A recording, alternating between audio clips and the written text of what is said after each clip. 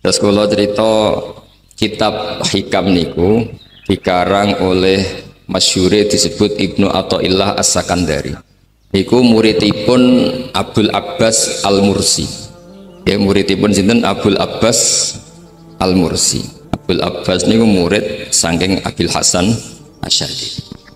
Nah, engkang menginspirasi perilaku ulama di Indonesia khususnya niku adalah tulisan-tulisan utawi madhab-madhab utawi pilihan-pilihan maslak tarekoh ingkang dipegang kalian Abdul Hasan sinten Asy'ari. Jadi niku nggih nguntungno tiyang Jepon. Madhab ini ora unik. Terus di antara yang diceritakan Syekh Abdul Hasan Asy'ari, nate suatu saat ada seorang wali, di mana-mana wali itu nggih selerane namung kepengen parak pangeran, mboten kepengen dosa. Singkat cerita si wali ini berdoa di multazam, tempat paling mustajab, ya Allah, takdirkan saya supaya saya tidak pernah dosa lagi. Jadi ndonga supaya ora iso dosa meneh. Iku jawabe pangeran, fa aina ad'u ghufrani. Wong iku nek ora dosa iku sifat ghafur ku ora nganggur. Ya Allah niku wis kadung di sifat ghafur, zat sing akeh napa ngapura. Umpama donya iku ora ana dosa iku sifat ghafur ku terus piye? Dan niku sing ndadekno tiyang boten terus seneng dosa niku boten, tapi seneng arep-arep rahmati Allah Subhanahu wa taala meskipun keadaannya nate napa dosa. Kemudian itu jadi madhab yang membedakan ahli sunnah dan tidak ahli sunnah. Kamane dadi gerakan ekstrim. Ini ku ahli sunnah ciri khasnya niku mbok wong tahu dosa kaya apa tetap dianggap Islam. Ada kelompok ekstrim khawarij sing darani wong nak dosa niku berarti wis napa ka. Jadi itu efeknya luar biasa dari madhab-madhab itu. Lalu kenapa madhab Abdul Hasan Asy'ari yang kita pilih? Karena kalau orang Islam kamu kafirkan niku mboten ketemu, cara akal niku mboten ketemu. Cara berpikir kita masyhur Abdul Hasan Asy'ari ngendikan wong iku nak kafir mulai cilik nganti 70 tahun. Kalau baleni malih tiyang kafir cilik ngantos 70 tahun itu kan menjadi mukmin itu hanya dengan melafadzkan apa? Syahadat la ilaha illallah Muhammadur Rasulullah. Niku hadhil kalimah satu ini, kalimah syahadah niku saged ngilangi kekafiran 70 tahun. Artinya kalimat ini adalah kalimatun qala fihal kafiru al Islam atau kalimatun sara bihal kafiru musliman. Jadi ngaji rileks, ini tanamkan di hati. Ini adalah kalimat yang orang kafir saja menjadi muslim, hanya sekali dilafadzkan.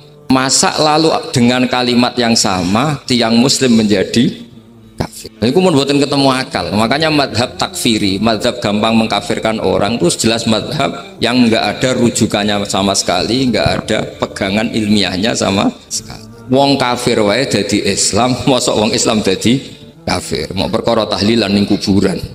Gara-gara tahlilannya nyekel patok dianggap napa? Mergo dianggap jaluk napa? Jaluk bae, jaluk. Lane dawuh Said Muhammad masyhur itu diterjemah di seluruh bahasa di dunia. Wong-wong sing ngafirno iku mbok yo sekali-kali nginceng iku ngrungokno. Lho kula nu sampean tahlil iku yo ora seneng. Kadang sing tahlil yo rada kurang ajar. Kula niku ben nak mati, nak sing tahlil nang Jepun niku ora seneng. Mergo yo rada sombong lah wong tahlil iku ya kadang rada sombong. Misalnya ngaten, kula kiyaine jenengan. Dungane ngene, ya Allah, ini guru saya. Ingkana muhsinan fazid fi ihsani. Kalau dia baik, itu ya tambahlah kebaikannya. Mosok murid muni gurune baik itu kalau itu kan ngenyek uang. Ini soleh-soleh permanen dianggap nawa. Jadi dungane itu ngeper. Ingkana muhsinan fazid fi ihsani. Wa ingkana musian kata jawas anhu, misalnya kalau dia orang buruk, kalau beliau orang buruk yang kau maafkan. Maka orang-orang di luar sana yang mengatakan andekan tahlil itu baik pasti dilakukan sahabat, itu logika yang keliru. Sahabat gak mungkin kan nahlili Kanjeng Nabi ngendikan ingkana musinan sido kafir ngoten nggih mboten. Lha wong Kanjeng Nabi kok apike di ngendikano ingkana ini kok kafir. Wong Nabi kok ingkana andai. Saiki pertanyaannya gini, kita sebagai kiai, sebagai guru, ku murid nak tahlil ya rada kurang ajar sithik. Wong gurune kok diomongno ingkana musinan ambek ingkana musian. Nah pertanyaannya gini, lepas dari kayak rodok kurang ajar lah dalam tahlil itu rodok kurang ajar karena nyebut guru ora kode kana musinan tapi ingkana musinan. Maksudnya kalau sampean sebagai murid kan mendapat kode kana musinan, guru saya benar-benar orang baik, bukan ingkana andekan orang baik. Tapi ada satu kepastian bahwa ini tidak minta sama mayit. Jadi tujuan kalau kita minta mayit itu salah sama sekali. Wong kita datang ke kuburan malah memintakan ampunan untuk mayit. Kok iso darani njaluk iku piye? Ya mergo mau didelok kok adoh, ketoke ngatong ya berarti njaluk. Lah ya wong fatwa kok mau berdasar inceng-incengan kok adoh niku. Iku ora jelas ya fatwa ini. Paham gitu? Terus jenengan kudu yakin, enul yakin bahwa mazhab kita itu yang benar bahwa tahlilan di kuburan tidak kafir karena tidak minta ke mayit malah memintakan untuk mayit atau memintakan ampunan untuk mayit. Cuma redaksi sing rontok-rontok ngoten niku dikurangi lah. Nah kangge guru niku nggih dikurangi lah, dikurangi. Ya Allah jenengan Maha Pengampun, kula suwun guru kula jenengan ampuni. Jadi ampun ngangge donga sing teng salat mayit. Nah salat mayit itu kan memang ada sanatnya, memang semua bentuknya seperti itu. Tapi nek ning kuburan kalau betul nanti itu ngotong bangun ngoten, ya Allah ini guru saya, engkau anugerahkan beberapa ilmu, beberapa amal yang manfaat untuk orang banyak. Lo suwun jenengan tampi, jenengan dat sing Maha Pengampun, jenengan ampuni. Tapi betul ngangge ingkana ini, angen-angen muga aku jadi kiai ini tersinggung. Murid orang ajar, masuk darani gurune apik iku andekan. Ya tapi berhubung ra paham ya alhamdulillah ya Dok. Tahlil yang wali songo ya banter-banter nganggo mik. Lah sing kene paham ya rodok risi piye. Wali songo darani ingkana yo piye. Dadi niku mareni nggih, mulane kula suwun tak tahlil nyewa kiai sing alim lah ben rodok bener, ben rodok bener. Tapi ampun nyewa kula mboten purun. Kula nu gak ada pondok dadi mboten saya masyhur susah diundang orang kecuali yang ada hubungan guru, hubungan sarang. Nah beliau lama sekali ngajar di MGS, saya ya Gus Maksum tuh lama ngajar di MGS, jadi saya itu hanya datang di orang-orang yang pernah khidmah di sarang, terus yang pernah keluarga sepuh. Saya datang ke Jakarta ke Pak Quraisy Shihab itu ya karena Pak Quraisy itu lama sekali bikin apa ya diskusi-diskusi tafsir, akhirnya saya termasuk pengajar di pondok beliau. Jadi faktornya ya hanya karena itu. Bukan yang lain. Terus kalau suwun jenengan kedah yakin kalau faham takfiri yang memudahkan mengkafirkan orang lain itu faham yang salah. Karena itu bahaya. Terus bahaya kedua secara fikih. Secara fikih itu nanti repot. Kalau nanti di salah satu seminar itu sudah mau zuhur, ketemu satu narasumber yang gampang mengkafirkan orang. Itu separuh masjid kebetulan mereka banyak yang bisa ngaji itu terus gak sholat zuhur. Gak sholat duhur. Tanya sama mereka, lu kok gak sholat duhur ini sudah masuk waktu? Kan sholat hanya wajib untuk orang muslim, kita akan kafir. Ya karena dikafirkan tadi kan, kalau kita akan dikafirkan. Akhirnya sing gak kafir, sholat. Efek dari mazhab itu panjang. Kalau betul faham mereka itu betul, berarti yang sudah kafir, orang kafir itu wajib sholat enggak? Enggak kan, itu malah panjang kan, karena terus menjadikan orang Islam tidak nopo, tidak sholat. Nanti ke masjid tidak boleh, orang kafir nggak boleh masuk masjid. Itu efek fikihnya panjang. Jadi kalau suwun implementasinya di kitab hikam, karena hikam itu putu murid yang paling bisa mengimplementasikan, menjelaskan cara pandang mazhab Abul Hasan apa Asyadzili sing dados thariqah napa Syadziliyah. Terus ketiga, itu cara pandang itu detail itu jelimet. Mesti sampean ora kepikiran. Misalnya begini, ketika ada orang salah jenengan marah, itu sebenarnya karena salahnya apa karena hal yang lain? Normalnya orang itu berpikir karena salahnya, itu keliru cara Abul Hasan Asyadzili. Pasti kamu marah itu karena ada hal lain. Misalnya kayak pembantu elek kritik mecahno gelas, mesti langsung gua amuk. Alasannya mecahno. Tapi nak sing mecahno iku wong ayu, kowe iso ngamuk. Kowe iso ngamuk wong ayu. Mecahno gelas lah. Gelas lemari, nggak usah gelas. Sama. Kamu janjian sama orang, wongnya nyulayani janji, mesti mbok maki-maki. Katanya jam 10 kok udah datang gini-gini. Nah, tapi kalau yang terlambat itu wong sing ngutangi kowe iso ngamuk orang sing ngutangi kowe. Atau sing terlambat itu komandannya, atasan kamu. Atau kiainya. Artinya gini, ketika kamu marah atas nama terlambat, itu sebetulnya karena terlambat atau karena hal lain.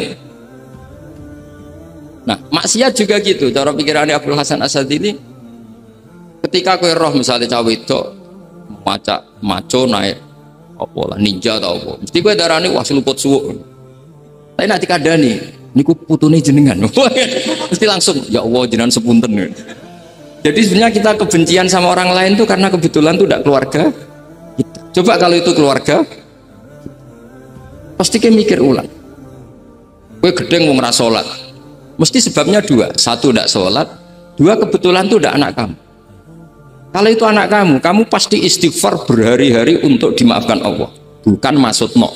Tapi kalau orang lain gue, pertanyaannya sebetulnya kamu benci itu karena tidak sholatnya, apa karena plus dia tidak anak kamu?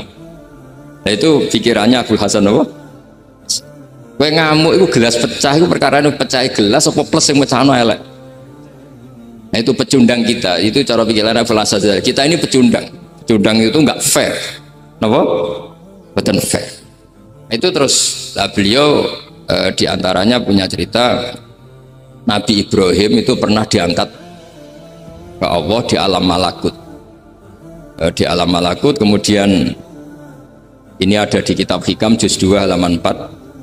Yang di bab ini yang saya baca ini cerita terakhir nih bantu kumpul sama tak ngaji suwi-suwi ram mesti paham aduk sediluk nak sediluk kan dia alasan kenapa ora paham salah Gus Pak ngulangi sediluk anak suwi sampean ora paham malah ribet kan diulang suwi ora paham goblok tenan berarti kan gitu.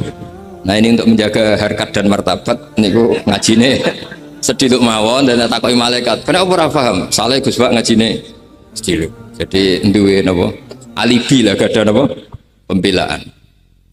Nabi Ibrahim itu diangkat di alam malakut karena beliau seorang nabi melihat orang maksiat ditanya sama Allah ya Allah itu orang-orang maksiat tuh makan dari rizkimu menempati bumimu dan semua fasilitas yang kau bikin lalu menurut kamu gimana Ibrahim ya bunuh saja matikan saja sama Allah dituruti.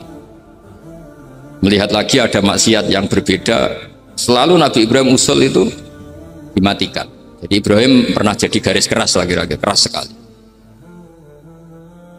Lalu suatu saat Nabi Ibrahim itu disuruh nyembelih Ismail. Disuruh nyembelih apa? Baru disuruh nyembelih Ismail, Nabi Ibrahim tanya, ini anak saya ya Allah, ini samratu fuadi, ini buah hati saya, kenapa engkau nyuruh menyembelih? Darah ngetikane pangeran, apa kamu tidak ingat ketika tak angkat di alam malakut beberapa hambaku kamu usul supaya tak bunuh. Cara Jawane, cara Jepone kowe ora rasane dadi aku iku pangeran sing gawe aku enak kowe usul-usul kon mateni jare. Saiki gendenan, saiki anakmu sembelih. Rumang sama udah di pangeran gak sayang mbek kaula. Kita dadekno nabi ku kon dakwah ora kon mateni. Nabi Ibrahim menangis. Nah inilah perbandingan bagi kita. Sebenarnya saat kita benci maksiat, itu sebetulnya di hati kita itu tidak hanya maksiat. Kita ada dak fairnya. Plus itu dak orang yang terkait dengan kita. Jika misalnya mau wangkel, misalnya penyanyi sing piye mau wangkel. Suatu saat penyanyi ku WA kuwe, masa ya gelem dadi bojomu, ilang mangkelmu kan. Jadi pecundang kita ini sebetulnya pecundang. Nah, syukur-syukur memang makom kamu sudah tinggi. Memang benar-benar benci karena maksiat, paribasane wayu gelembok rapi tetap mangkel. Tapi saya tidak yakin soleh-soleh seperti ini imannya sampai seperti itu tidak yakin.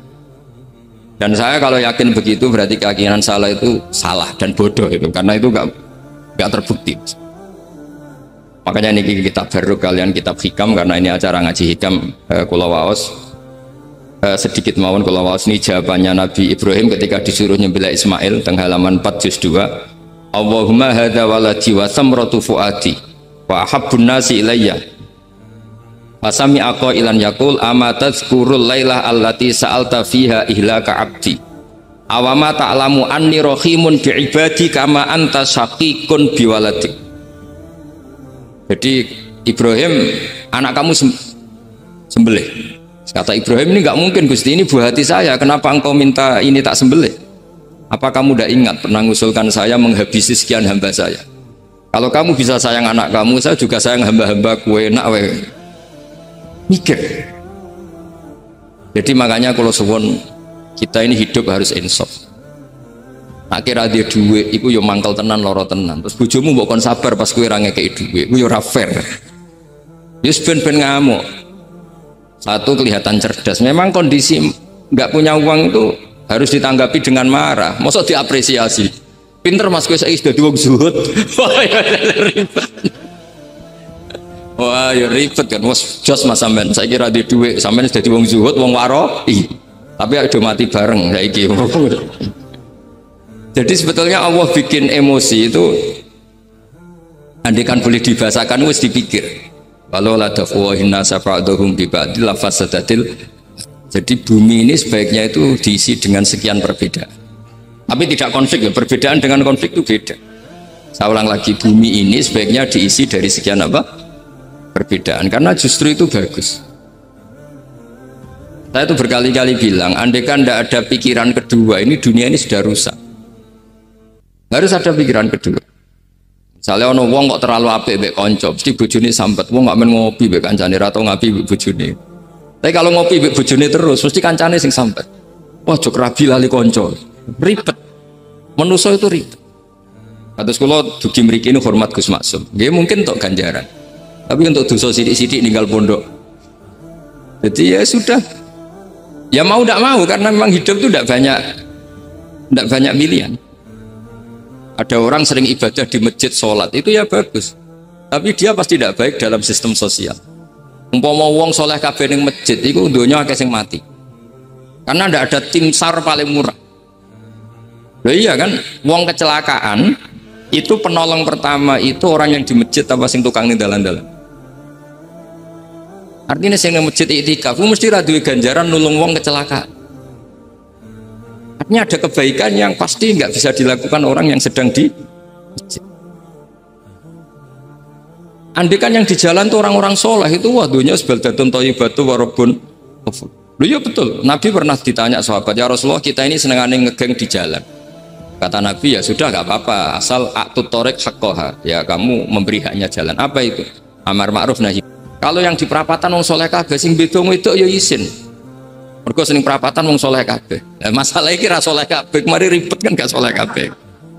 Jadi sebetulnya Indonesia itu aman kalau yang di jalan tuh soleh semua karena perempuan lewat gak diganggu. Gak copet gak berani, semuanya aman. Maka di Islam itu menyebut kebaikan itu jumlahnya banyak sekali. Tidak bisa kamu wah hebat-hebatnya wong sing ning masjid terus, tidak bisa seperti. Andai kan semua orang di masjid, nah ono kecelakaan pertama yang nolong siapa? Nah, ono wong golek alamat tuh takok sapa kabeh ning jero masjid. Ribet kan? Makanya ini Quran bikin aturan wala taq'udu bi kulli siratin tu'iduna wa tasudduna an sabilillah. Yang enggak boleh itu duduk di jalan sambil mengganggu atau mengancam hal-hal yang baik. Tapi kalau duduk di jalan justru membantu hal-hal yang baik, maka ini disyariatkan oleh Islam. Jadi ini kita harus mulai mikir ya. Jadi walhasil ngendikane kitab hikam, bayangkan yang maksiat itu anak kamu, istri kamu. Pilihan kamu itu memaafkan dan minta dimaafkan oleh Allah. Tapi ketika orang lain kamu minta supaya dilaknati Allah, ini tidak fair. Ya kita diajari guru-guru kalau minta ampun ighfirli wali walidayya wali jami'il muslimina wal muslimat. Masih dikata wali jami'il muslimina al muslimat wal mu'minina. Itu filosofi yang luar biasa, kata jami, semuanya ya Allah engkau maafkan, bukan keluarga saya tok, siapapun yang berkontribusi terhadap Islam ini engkau maafkan. Begitu juga di muqaddimah khutbah kula suwun harus ditradisikan wala alihi wa sahbihi ajmain. Kata ajmain ini kata pembeda. Mungkin orang baca hanya rutin, tapi kita yang nekuni ilmu ajmain ini kata kunci. Fa inna ahla syiah akramu sahabiyan wa ahanu sahabiyan akhar. Jadi tradisi madhab syiah itu apa? Ada sahabat yang begitu dimulia-muliakan berlebihan kayak Sayyidina Ali, dan ada yang dihinakan kayak Abu Bakar dan Umar. Lalu pembedanya dengan ahli sunnah apa? Kita menghormati sahabat wa sahbihi ajma'in. Jadi hadhil kalimah kalimatun fariqah. Ini kalimah pembeda. Jadi ajmain buatan kalimah rutin terus ono jimati ono kasiate ini buatan. Kita maklumatkan ke seluruh dunia bahwa madhab ahli sunnah ditandai dengan wa ala alihi wa sahbihi ajmain. Ane dawe Basim wa nukrimu ahlal bait wa nukrimu jami'a ashabi Rasulillah sallallahu alaihi wasallam. Wa nukrimu jami'a ashabi Rasulillah sallallahu alaihi wasallam. Ciri utama madhab ahli sunnah apa? Menghormati keluarganya Nabi dan menghormati seluruh, ada kalimat apa? Seluruh sahabat. Jadi kata ajma'in itu kalimatun fariqah atau kalimatul fasl. Kalimat yang membedakan mana madhab syiah dan madhab ahli sunnah apa? Kalau jenengan ngaji teng Gus Maksum napa teng Haji Maksum, di antara madhabnya sinten? Nabi Ibrahim yang diceritakan Abdul Hasan apa? Asyadili, kebencian kepada maksiat, kita semua pasti benci maksiat. Tapi nggak fair kan, yang satu kamu laknati, yang satu kamu doakan. Ujung-ujungnya apa? Ada unsur hadun nafsi. Kalau yang terkait dengan jenengan mbok dongakno di sepuro, nah yang nggak ada terkait mbok pasutno. Ini kan nggak fair, padahal sama-sama apa? Maksiat. Kalau suwun polemik tentang ketentuan gimana hukumnya ziarah kubur, ya hukumnya baik karena mendoakan atau memintakan ampun untuk yang mati, bukan meminta sama yang Dewi Said Muhammad kena arah percaya rukokno wong didelok kok ado pancen yo ngeri kan patok itu sapu-sap bariku ndonga delok kok ado kan njaluk kuburan padahal mayite ngeluh ngeluhe perkara mau kadang nek sing kiai ini rapati iso ngaji wamen ingkana wali kok diarani napa ya Allah, jika mayit ini andekan mayit ini baik maka dan andekan tidak lu cara kowe dadi mayite bocah ora jelas mayit ya, makanya ini cobalah kalau sholat jenazah tidak apa-apa doa itu karena sanatnya seperti itu. Ya, kalau doa guru ya diatur-atur yang baik lah langsung mawon ya ghafiratunu wal khotiat gini-gini saya mohon beliau amal baiknya jangan terima, amal buruknya jangan ampuni karena guru juga manusia tidak nabi. Boten terus apa pakai apa ingkana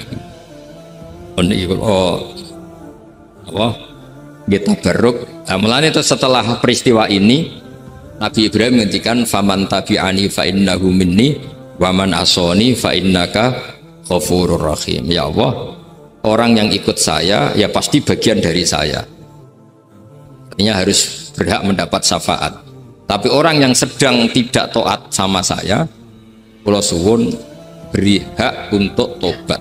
Jadi ghafur itu artinya ya kasih waktu lah Gusti untuk tobat, sehingga umat ini nggak berhenti berharap supaya yang sedang maksiat pun kita selalu berharap suatu saat pasti tobat. Kita berharap la'allahum yarji'un la'allahum yantahun. Quran sendiri menghadapi orang-orang maksiat masih selalu diberi harapan la'allahum yarji'un la'allahum ya tentu dengan sekian mauidhah, sekian hikmah, sekian amar ma'ruf nahi munkar. Yang jelas kita sebagai ahlul ilmi ini tidak punya sanad model keras karena semuanya ini proses.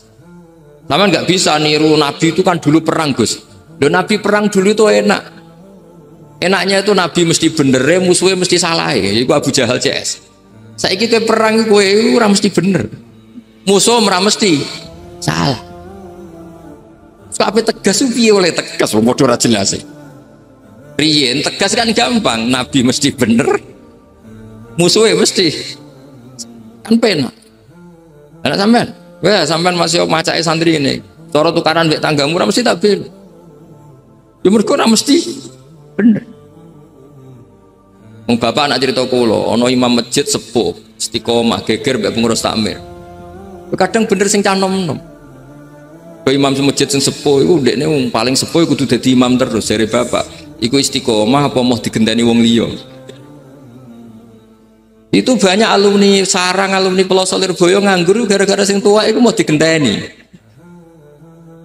Nah, tapi misalnya kok sing nom ambisi ya salah, wong ono sing sepuh kok sing nom ambisi hidup itu udah banyak pilihan.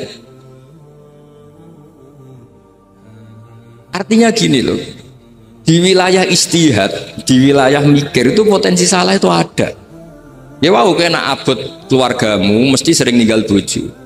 Nah abot bojo mesti mengabaikan ibu kamu, saudara kamu. Nah ngono sing imbang Gus. Rai-rai pas-pasan wangel imbang. Ndak segampang itu ngelola keseimbangan itu ndak gampang.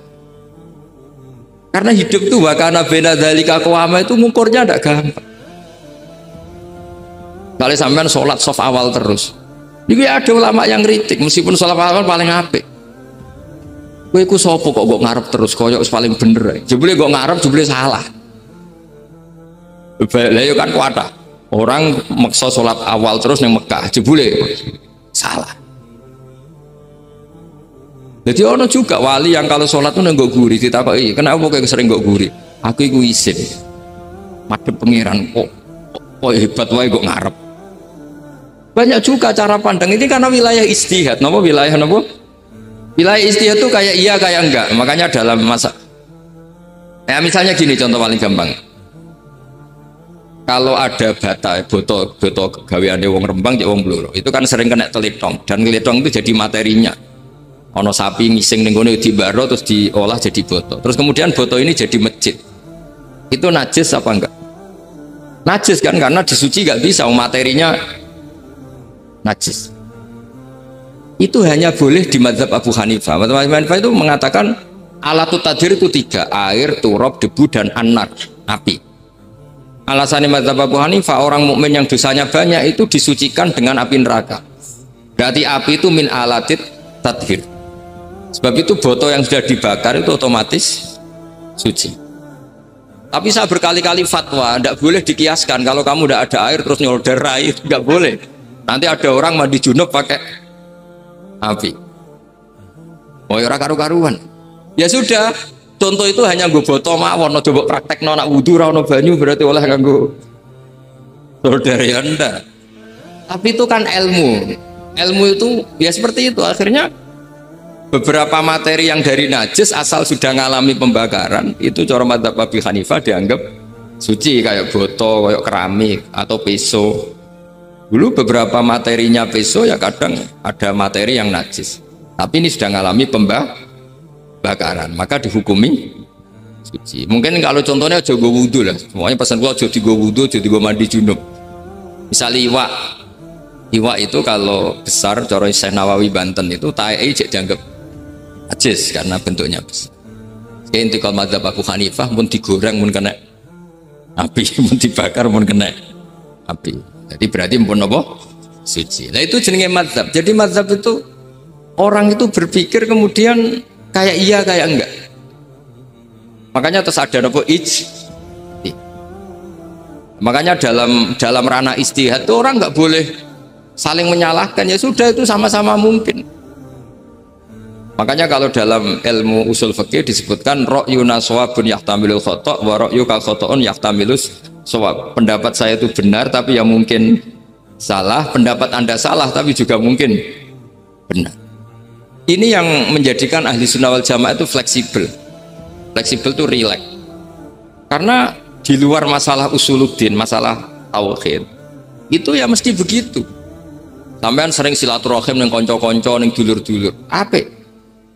Tapi takokno bojomu, wong amen rohim jam 09.00 wae wong kerja. Maksude piye? Ini kan makanya terus ada orang cara mencintai Nabi itu nggak pernah sowan. Ditanya, "Loh kamu itu mencintai Nabi kok udah pernah sowan?" Ya karena kalau saya sowan ganggu Nabi dong. Nabi kan punya anak, punya keluarga. Kalau nemuin saya kan artinya nggak ngurusi anak istrinya. Dan itu menurut saya benar. Saya termasuk kiai yang jenis itu. Makanya kalau kamu sering sowan saya itu tidak tak biji bagus, itu udah bagus. Itu pasti ganggu. Tapi misalnya seneng kok rasuan ya lucu, wong seneng kok ora tau sowan. Sampeyan milih ndi coba? Ini kan lucu kan? Lho sowan tuh mesti ganggu apa enggak? Kan? Tapi seneng kok ora tau sowan, lucu kan. Ya itu istihad, maksudnya istihad itu ya ada sahabat yang seneng Nabi itu nggak pernah sowan. Dia hanya datang ke masjidnya ikut jamaah, tapi nggak pernah sowan. Ada lagi sahabat yang kalau disuruh coba wajahnya Nabi itu kayak apa, saya nggak pernah melihat. Padahal bertahun-tahun jadi sahabat. Karena ijlalan lahu, saya sangat menghormati beliau sehingga saya merasa nggak berani melihat wajah. Banyak juga sahabat yang detail mensifati beliau, sampai hajibnya tahu, syaribnya tahu, semuanya tahu. Saking mencintainya, aku nak roh Nabi seneng delok. Sama-sama seneng, tapi cara mengimplementasikan itu wilayah-wilayah nopo. Jadi kalau suwun terbiasalah dengan beda pendapat, dengan biasa mawon. Dan itu kita dilatih. Makanya wonten makalah masyhur ikhtilaful a'immah nopo rahmah. Atau sebagian disebut ikhtilafu ummati rahmah. Umatku yang berbeda-beda. Beda itu bukan konflik loh ya. Beda pandang, beda sudut materi atau metode atau maslak, itu semuanya asal ikhlas dan berbasis ilmu. Niku kabeh napa roh. Jadi setiap saat mungkin meteor itu menghantam bumi, setiap saat mungkin Mars yang menghantam bumi. Sehingga kalau kita belajarnya itu geologi atau sistem galaksi, itu ketakutan kita ya pada likuifaksi, pada meteor yang jatuh, pada apa. Tapi kalau misalnya kita baca yang su'ul khotimah, ketakutan kita ya akan su'ul khotimah.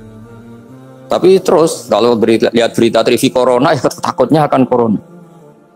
Tapi setelah distatistikkan, misalnya belajar orang yang mati karena ngelindur, itu ya terus takut tidur, karena yang mati karena ngelindur itu juga banyak.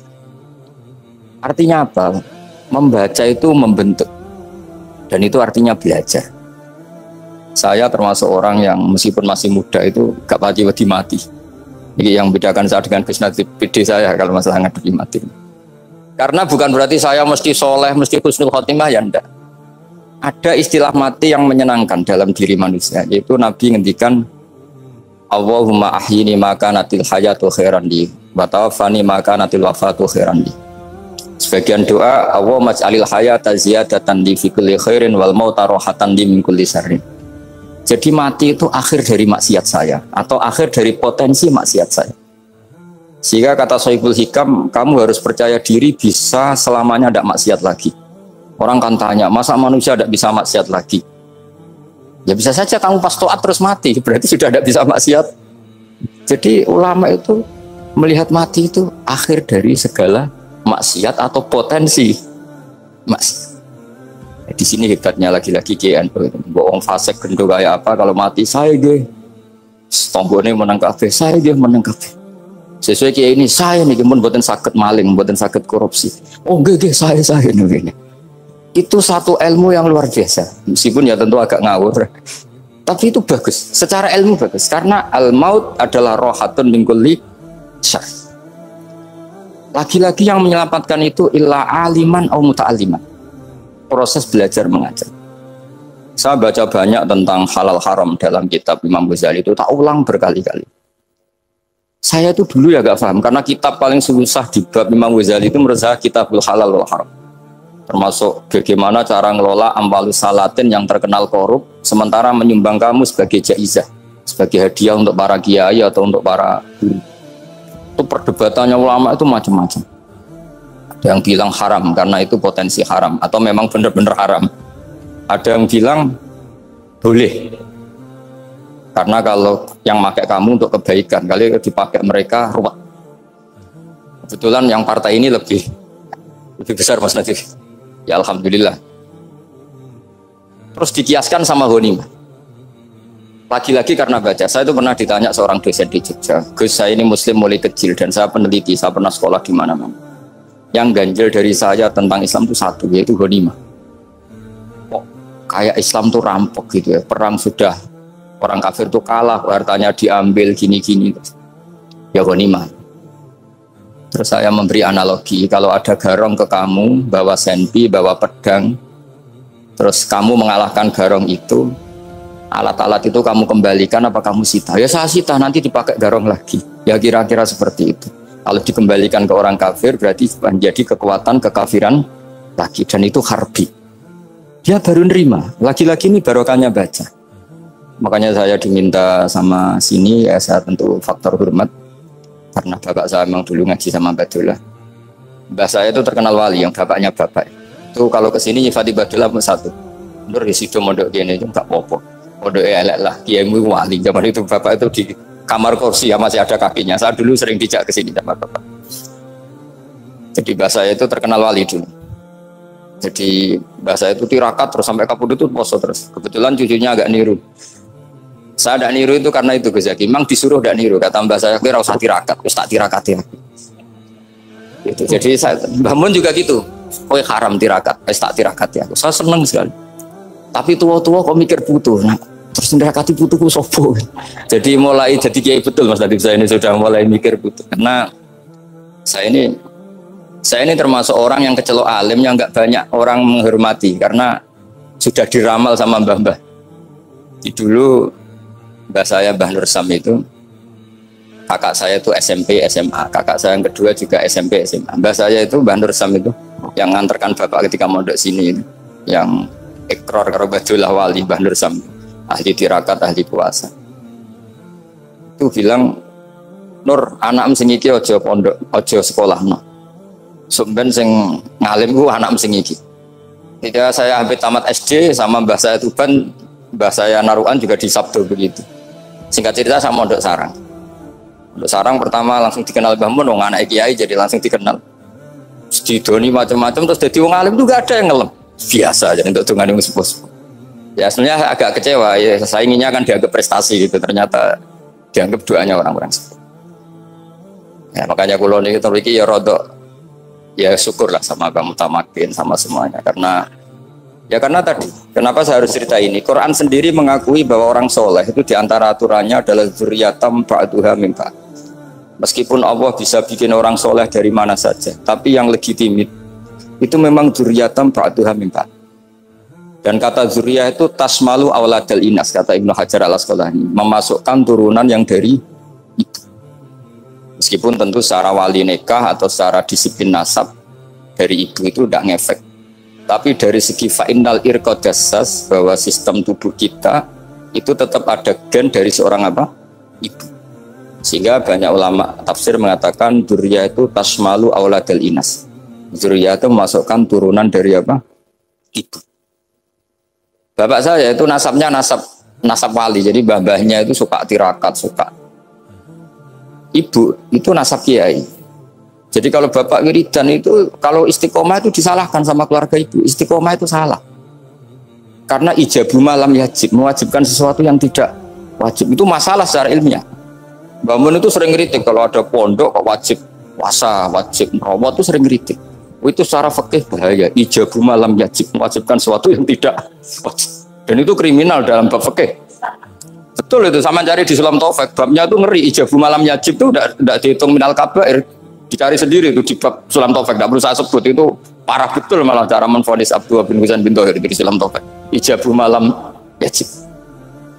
Tapi pondok-pondok yang tirakat tidak kurang dalih. Niki boten majibaken, ngelatih. Boten majibaken tapi napa? Nah, silsilah dari keluarga ibu itu suka ilmu. Sehingga Abdullah bin Mas'ud itu tiap hari itu mensweeping orang yang sering duha. Kalau ada orang duha istiqomah itu disweeping. Awas, harus seminggu sekali, nggak boleh tiap hari. Masa sholat fardu kamu saingi sholat duha? Nggak boleh, fardu tersaingi. Itu Abdullah bin Masyhur, sama cari di Al-Khunyah itu. Sayyidah Aisyah kalau ada orang duha tiap hari dimarahin. Dan itu secara konstitusi ilmu benar, karena Nabi Qiyamul Lail Ramadan itu hanya 4 hari yang dipandu. Lainnya itu enggak. Khasyata ayyufradu alaihim, kalau dalam Sahih takut dianggap fardu. Akhirnya istiqomah itu masalah di keluarga saya yang dari ibu. Nah kebetulan kita ini suka ada istiqomah, akhirnya ya seperti ini. Tapi ini ilmu harus kita bicarakan. Tapi yang istiqomah, Bapak itu pengagum Badullah. Bapak itu suka sama istiqomah karena punya guru dulu Ki Zubaidi istiqomah, Badullah istiqomah. Tapi jangan kira Badullah itu hanya istiqomah. Saya punya sanad banyak, mungkin Gus Zaki lebih tahu. Sering saya diceritakan Bapak. Badullah itu nak ambek wong fasih nemen-nemen itu rapati cocok. Senajan to majibno fasih. Tak takoki iki nopo. Empuk nabe ke fasih darani wong awam untuk ganjaran. Muga macane Quran gak fasih. Padahal untuk ganjaran mergo seneng Quran. Jadi terus tak takoki Bapak, niku saged damel syariat mboten? Ya ora kena, pokoke ngono. Jadi gue ngekrori.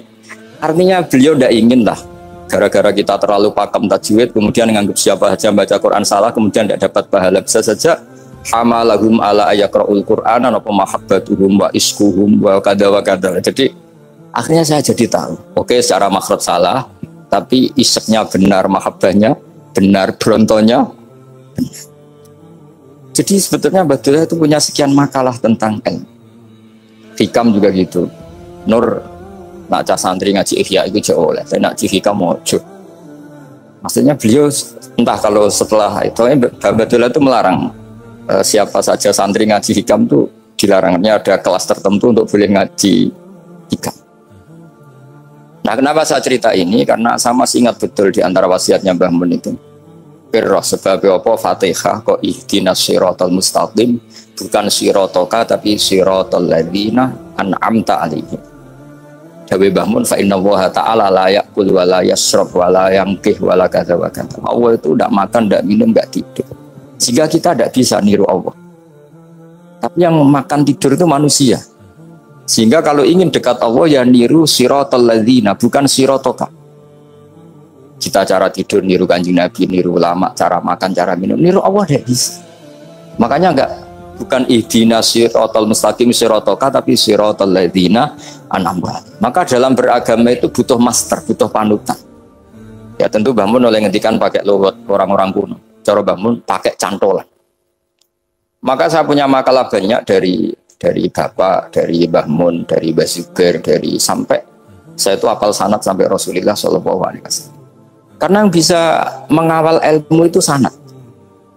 Termasuk saya di sini bawa kitab Ar-Risalah Al-Qusairiyah. Nanti saya baca beberapa panutan kita. Di sini ada Abdul Qasim Al-Junaidi, ada Abu Yazid Al-Bustami, ada banyak ulama yang ditulis Ar-Risalah Al-Qusairiyah. Dan itu yang membentuk Imam Ghazali, kitab Ar-Risalah Al-Qusairiyah. Tapi sekarang kita ini tidak belajar lagi tentang tasawuf. Tasawuf itu Abdul Qasim Al-Junaidi jadi wali itu bukan wiridannya terlalu banyak, enggak. Beliau pernah bikin satu kalimat yang menjadikan Allah itu ridho. Kalimatnya begini, kalau malam beliau wiridan gini, ya Allah, kenapa engkau ngasih rezeki saya, padahal engkau tidak butuh saya. Kalimatnya sederhana. Kalau seorang majikan ngasih servis sama karyawannya, memang butuh pekerjaannya. Orang tua ke anak butuh kasih sayangnya. Tapi engkau ini zat yang tidak butuh saya, tidak butuh kita, ngapain ngasih? Jadi punya sisi betapa Allah itu luar biasa, wong tidak butuh kok. Ngasih itu kan luar biasa. Jadi karena mensifati seperti itu Allah itu ridho. Itu luar biasa. Normalnya orang memberi itu kan, apalagi orang memberi kiai itu kacau sekali. 1.000 jaluk swarga. Salam template 1 juta wae jaluk apa? Swarga itu parah lagi. Nanti kalau enggak masuk surga tunda-tunda. Ngeri lagi itu 1 juta minta apa? Surga. Sayyidina Ali itu diantara sebabnya beliau dekat Allah itu karena muamalahnya sama Allah itu benar. Di antara muamalah itu yang diriwayatkan di kitab Ar-Risalah Al-Qusairiyah adalah masyhur. Kafani izzan antakuna li rabban wa kafani fakhran an akuna laka abdan. Tiap malam ya beritanya itu, ya Allah, saya sungguh sangat mulia karena engkau yang jadi Tuhan. Coba kalau saya dituhani manusia yang mati atau dituhani siapa yang mati juga. Wa kafani fakhran an akuna laka abdan. Saya ini bangga sekali karena jadi budak, menjadi hamba zat yang tidak mati. Jadi pakem-pakem yang menjadi masyrab kalau dalam bahasa tasawuf itu yang menjadikan wali. Sehingga yang dikatakan ibadah itu apa? Ma'rifatullah, mengenali Allah secara benar. Jadi jangan kira wali-wali dulu terus terlalu istiqomah, ada juga. Mereka punya pakem yang menjadikan Allah itu ridho.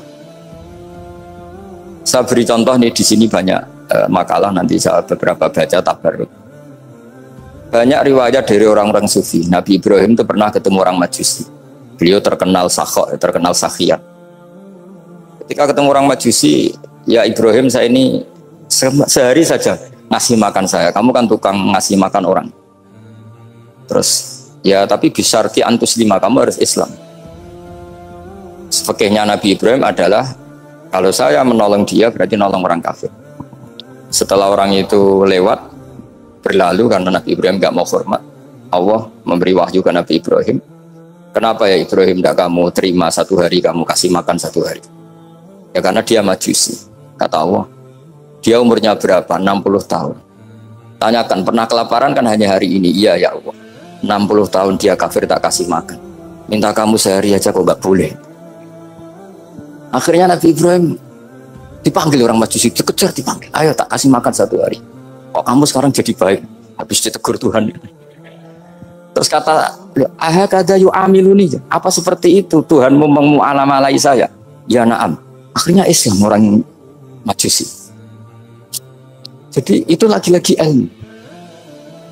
Jadi yang dikatakan ilmu itu satu teori atau kalimat atau apa saja yang menjadikan kita ini pakem. Meskipun pakem itu kadang sulit diterima orang-orang khusyuk. Orang khusyuk itu ya nyun sewu ada sisi nakalnya, makanya Mbah Mun sering gaya jargon masyhur. Zada khusyuan, zada jalan, tambah khusyuk tambah bodoh. Bukan bodoh dengan makna salah itu enggak. Memang kadang terus anti ilmu. Misalnya gini, ini contoh yang karena saya ini mengkhidmati ilmu, saya beri contoh yang urusan ilmu. Ada orang sujud diinjek orang fasik, kepalanya diinjek orang fasik.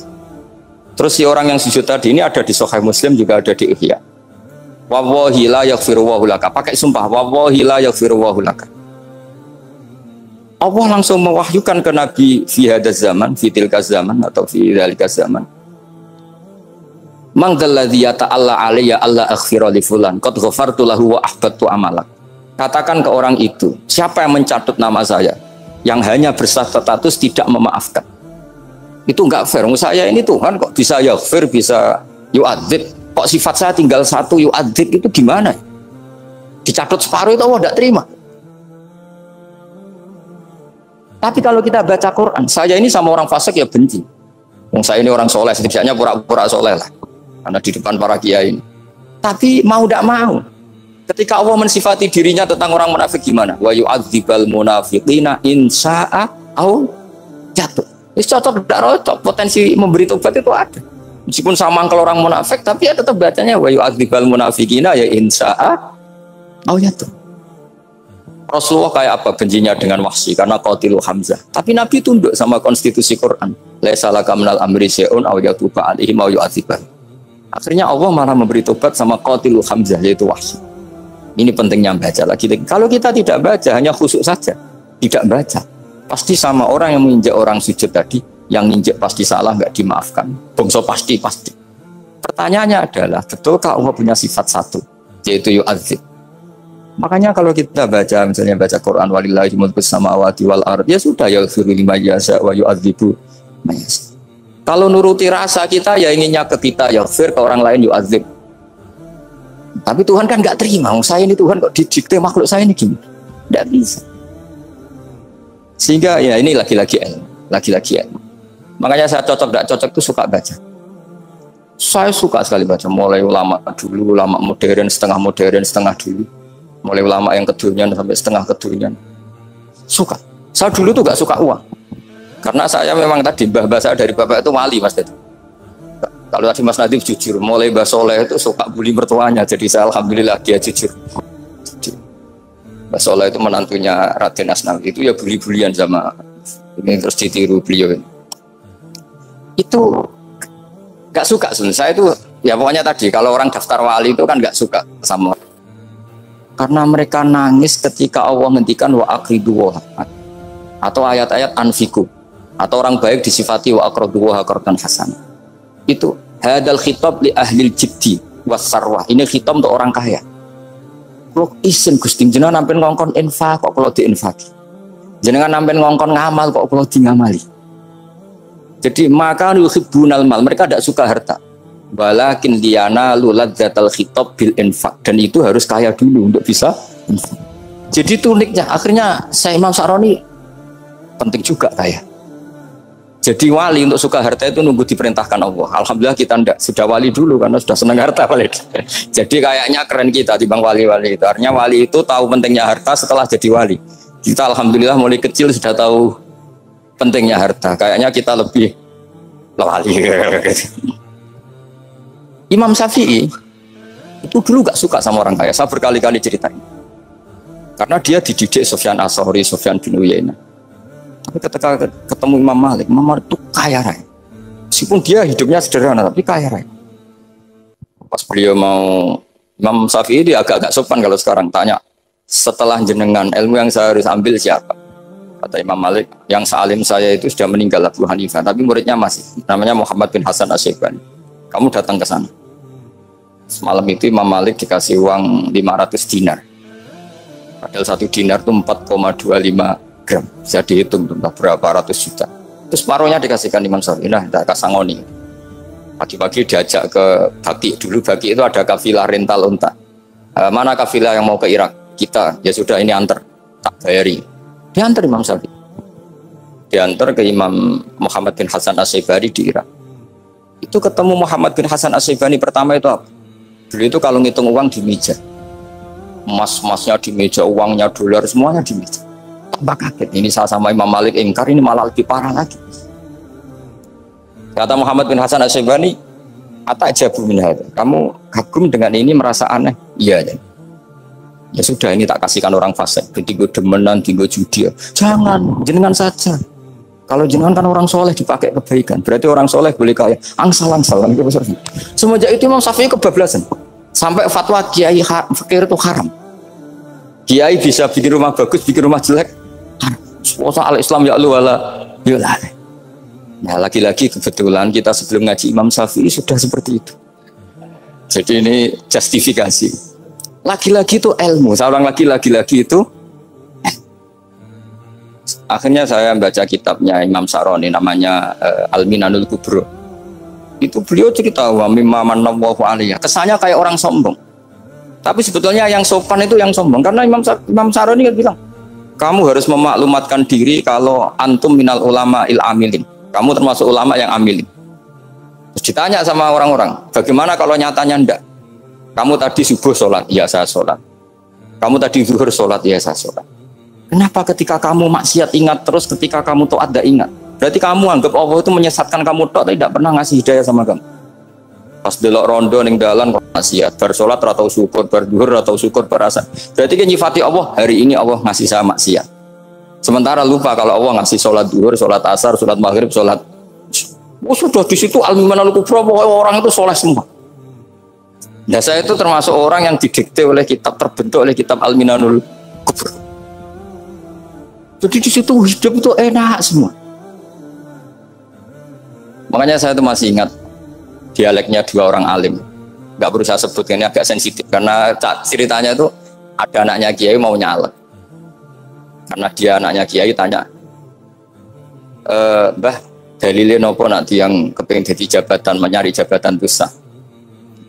Kalau yang jawab tak sebut gak apa-apa namanya. Jawabnya Mbah Mun, oleh gak apa-apa. Nabi Yusuf juga boleh jabatan. Terus beliau baca qalat alni ala khuzainil ardi ini khafifun alim. Nabi Yusuf juga boleh jabatan ya Rabbi. Didebat sama orang alim. Itu Nabi Yusuf syariatnya itu mansukhoh bi syariati Rasulullah Muhammad SAW. Setelah tamunya pulang, Mbah Mun dibantah gitu. Dari Mbah Mun gini bilang, anut kiai wae oleh pemenang anut Nabi. Sama ingat kalimatnya. Anut kiai wae oleh pemenang anut. Artinya Nabi Yusuf kan minta jabatan ij'alni ala khuzainil. Jadi akhirnya semenjak itu fikih ilmu tadi saya ulang lagi. Akhirnya saya cari, termasuk saya disuruh bangun. Saya golekno dalile nak wong soleh kok oleh jabat. Katanya wong dalil kok diorder, saya sempat. Ternyata saya cari-cari ya tadi am yahsudunan nasa alama atahum wa min fadlin faqad ataina ala Ibrahim alkitab wal hikmata wa atainahum mulkan azim. Keluarga Nabi Ibrahim di antara sifat yang disebutkan Allah adalah dikasih mulkan azim. Sebab itu akhirnya kiai Indonesia itu mazhabnya Syafi'iyah semua. Politik ya kerso, jabat ya kerso, proposal ya kerso. Saya ini, maksud saya ini yang menyelamatkan ilmu. Kalau orang busuk pasti gedeng. Kiai kok kirim proposal, kiai kok para pejabat. Tapi orang ilmu setuju. Nah, saya nggak tahu setujunya itu bawaan ilmu apa bawaan nafsu tadi, itu yang mulai saya data. Nah, kalau saya kan bawaan ilmu, saya baca. Itu bedanya saya dengan Mas Nadif, jadi bawaan baca. Karena kemarin saya dibully habis-habisan di Kudus, saya tidak punya kesempatan bicara di menantunya Neng Mu'ah.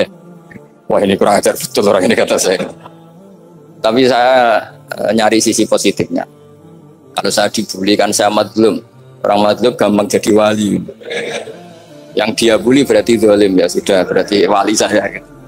Nah supaya dia juga wali sekarang tak bully supaya impas gitu. Jadi ini nolong beliau. Jadi saya 22 hari itu kalau habis subuh ke rumah sakit, tapi kalau asar pulang ngajar. Ya begitu terus. Karena mbah-mbah saya itu sukanya ilmu, Masya Allah. Karena ilmu itu penting. Apapun pakemnya para wali itu kalau diingatkan secara ilmu itu terus kayak runtuh. Saya berkali-kali mencontohkan. Dan itu valid, data itu valid. Sufyan bin Uyainah itu orangnya khusyuknya Masya Allah. Gurunya Imam Syafi'i, gurunya Imam Malik. Itu beliau menceritakan dalam kitab Hilyatul Auliya. Nabi Isa itu senengannya itu ceria sekali.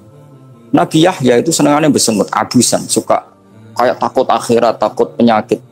Tapi bukan takut corona, enggak ya, jelas ya.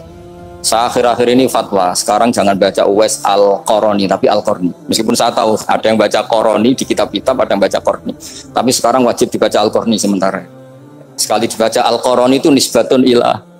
Iya, jadi makanya ini untuk sementara dibaca, ngikuti yang baca Uwais Al-Qarni. Meskipun di sarah-sarah apa bi fathir ra wakila bi sukun, ya sudahlah sekarang harus ijma dulu Al-Qarni ya, karena kalau Al-Qarani itu akhirnya Nabi Isa ditegur sama Nabi Yahya. Mali aroka dohikan ka'annaka ta'manu min makrillah. Saya melihat kamu kok suka tertawa, seakan-akan kamu merasa aman tidak kena azabnya Allah. Nabi Isa akhirnya balas tanya, Mali aroka abisan ka'annaka tai'asu min rahmatillah taknatu min rahmatillah. Kowe mbesenggut wae koyo dunya orang rahmat, anane corona tok. Padahal yo ono mangan, ono guyon, ono nikmat. Dan itu figur besar, akhirnya kita tahu. Dan saya sering cerita juga, setiap dakwah itu Nabi Isa nyari syirorun nas, Nabi Yahya cari khiyarun nas. Tentu alasan Nabi Yahya gampang, berteman orang baik itu baik lah, nyaman, terus akibatnya juga baik.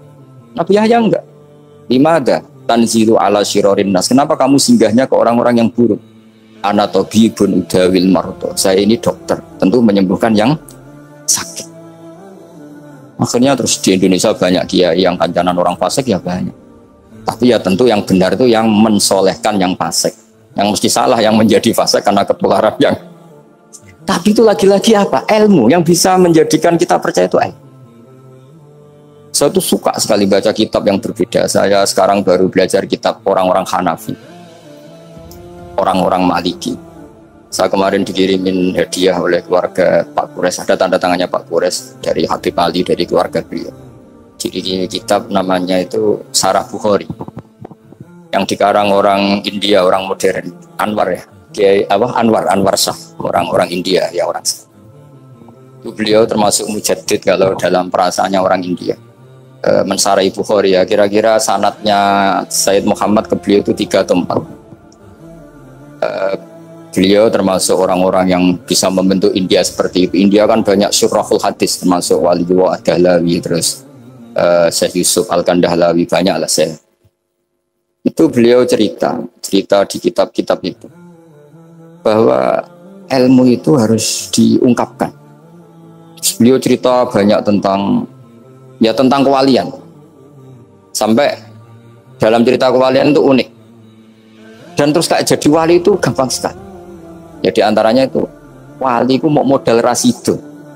Sab'atun yudhilluhum wa fi dhillihi wa la dhilla illa dhill. Itu diantaranya itu wa rajulun da'athu imra'atun datu jamalin wa mansibin faqala inni akhafu. Mau modal gak sido. Terus dijak wong ayu menarik muni ra gelem. Modal ra gelem iku iso dadi wah.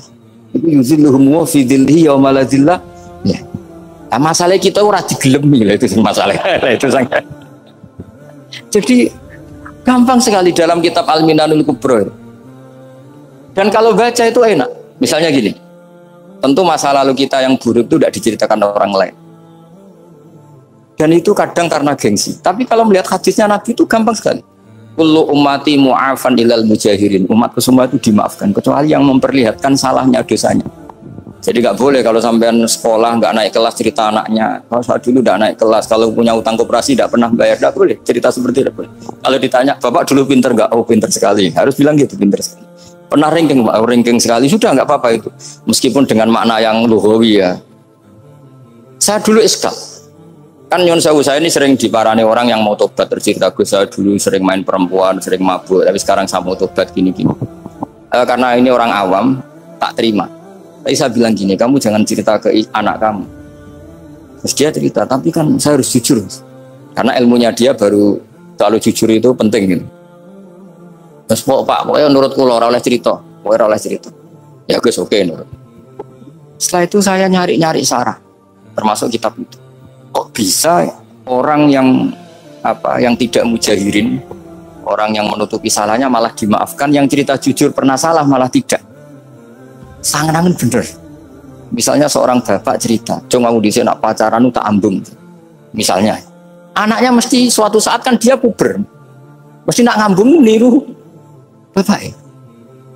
Nah, kalau yang cerita itu ribuan atau jutaan. Cung aku zaman yang pondok itu rezekiku kombodoni. Kan terus jadi syariatun mutabah. Apalagi yang cerita ini ternyata jadi kiai, ternyata gitu ya tetap jadi. Ya. Jadi kalau pura-pura soleh di rumah pura-pura soleh, seakan-akan di pondok tidak pernah kodok, tidak pernah setor meluntir, tidak pernah apa kan.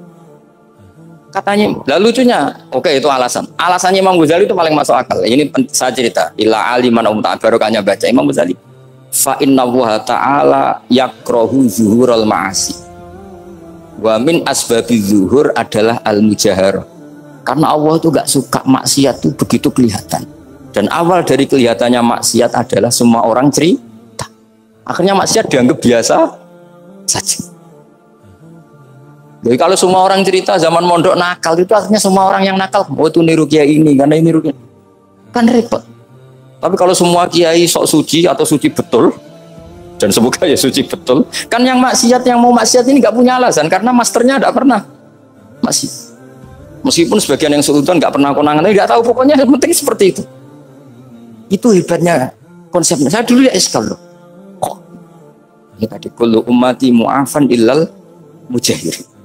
Saya dulu iskal kan.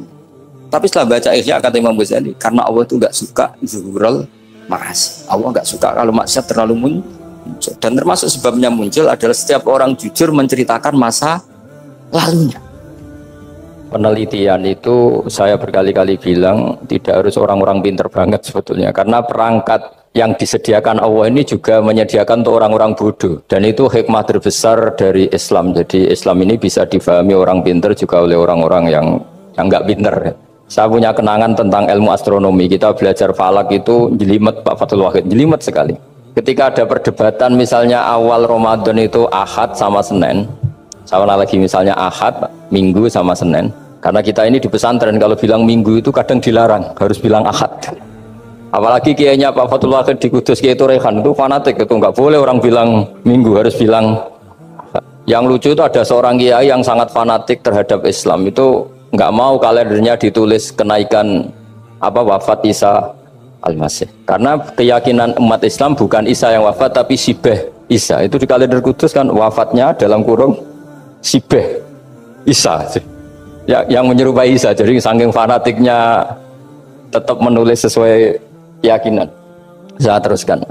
Orang kadang bilang begini, cara orang yang tidak mendalami ilmu, sama-sama kiai, sama-sama ormas Islam kok beda awal Ramadan, sehingga jadi debat Ahad atau Minggu sama Senin.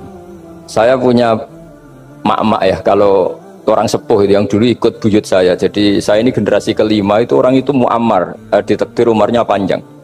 Itu bilang gini, Gus, sebetulnya untuk tahu kalender yang benar mana itu gampang katanya. Cari tanggal 15. Nanti kelihatan siapa yang salah. Ternyata betul. Kalau dihitung Ahad, nanti 15-nya misalnya jatuh hari apa, nanti kelihatan ternyata pas yang dikatakan 15 versi Ahad itu bulan belum purnama. Purnamanya itu di versi mereka yang tanggal 16. Berarti bener mana? Yang Senin kan? Tapi yang versi Senin ternyata betul pas 15 pas purnama. Artinya apa? Allah menyediakan perangkat untuk menguji Senin apa Ahad dengan cara awam, yaitu nunggu tanggal 15. Artinya gini, kata siapa yang tahu itu hanya orang pinter gitu. Orang awam juga bisa tahu, karena agama ini milik bersama ya, milik orang pinter, milik yang tidak pinter. Sehingga dalam pola-pola Islam di antara madhab Syadzili, madhab Thariqah Naqsyabandiyah. Itu beliau di antara kampanyenya gini, kata Thariqah Naqsyabandiyah. Thariqah kami ini yastawi fistifadatiha ar-rijalu wasibyan. Popularitas Thariqah saya mudahnya difahami ini antara orang pinter yang sudah dewasa sama anak-anak kecil ini sama. Kenapa demikian? Kalau dalam filosofi kebenaran itu ada pepatah fa innal haqqa adharu min syamsidz dhahirah. Kebenaran itu lebih jelas ketimbang matahari di siang hari. Sehingga mereka dengan mudahnya mensifati Allah misalnya adz-dzahir, zat yang begitu jelas. Kenapa Allah begitu jelas? Karena ulama dulu cara, kalau dalam bahasa pondok mensifati, menstatuskan alam raya ini maujud. Maujud itu ada. Di mana-mana sesuatu yang ada itu ya diciptakan oleh yang ada. Masa Anda ada kok menciptakan yang ada? Sehingga mereka tidak pernah tertarik sama paham komunis, ateis bahwa alam ini dimulai dari ketiadaan. Pertanyaannya adalah bagaimana sesuatu yang tiada menyebabkan yang ada. Sehingga ulama dulu pinter, sifat wajib itu apa? Wujud. Karena alam raya ini kadung wujud, kadung maujudat, maka Allah harus wujud. Berhubung wujudnya Allah itu wujud penyebab, harus qadim atau harus awal. Masa penyebab datangnya terlambat dulu yang jadi efek dari penyebab itu. Sehingga mereka dengan gampangnya mensifati Allah adz-dzahir, zat yang begitu jelas. Sehingga Imam Sibawayh ahli nahwu itu juga mengenali Allah lewat teori nahwu. Beliau bilang Allah itu siapa? Allahu a'raful ma'arif, zat yang paling mudah dikenali. Nah sehingga tadi seperti yang dikatakan Pak Rektor, sebetulnya perangkat ilmu seperti tadi menemukan bulan itu diantaranya ditemukan kalau bulan tuh nggak rata itu ya lewat teori gambar, karena sekian jarak punya akibat sekian, punya misalnya kita melihat gunung kelihatannya indah, padahal di situ ya ada lubangnya, ada pohon yang tertebang, ada pemandangan yang nggak indah, tapi gara-gara dilihat dari jauh semuanya indah. Maka disarankan orang yang baru gak suka istrinya terus melihat dari jauh, tinggal minggat lah kira-kira. Kalau ditinggal minggat 2 bulan itu mesti cinta lagi itu. Kan fungsinya baru kelihatan itu. Tapi kalau dekat terus tuh mesti sama neknya lah kira-kira gitu, sama mangkelnya. Sehingga itu ya dipakai teori juga dalam silaturahim. Di agama terkenal ada pepatah zuruhiban tasdad hubban. Jadi ya jangan sering ketemu, nanti kamu gampang cinta. Kalau sering ketemu ya gampang bosen lah kira-kira seperti itu. Nah, kemudian teori-teori awam ini dikembangkan. Yang awam, jadi dulu orang menemukan apa matahari itu besarnya kayak apa, rembulan besarnya seberapa, itu dilihat setiap kita melihat mobil itu jarak 1 kilo masih kelihatan sekian meter. Nanti kalau 2 kilo berkurang sekian senti, kalau 3 kilo berkurang sekian senti, terus dikalikan ya kira-kira seperti itu. Kalau rembulan masih kelihatan segede itu berarti kali sekian pengurangan tadi, terus ditemukan. Makanya kita Pak Fathul Wahid yang di pesantren yang memang serius ngaji itu di situ ada ilmu falak, itu ditemukan sebelum ada teknologi. Jadi kita tahu gerhana itu lamanya berapa, terus yang kena gerhana sisi mana, terus itu dihitung.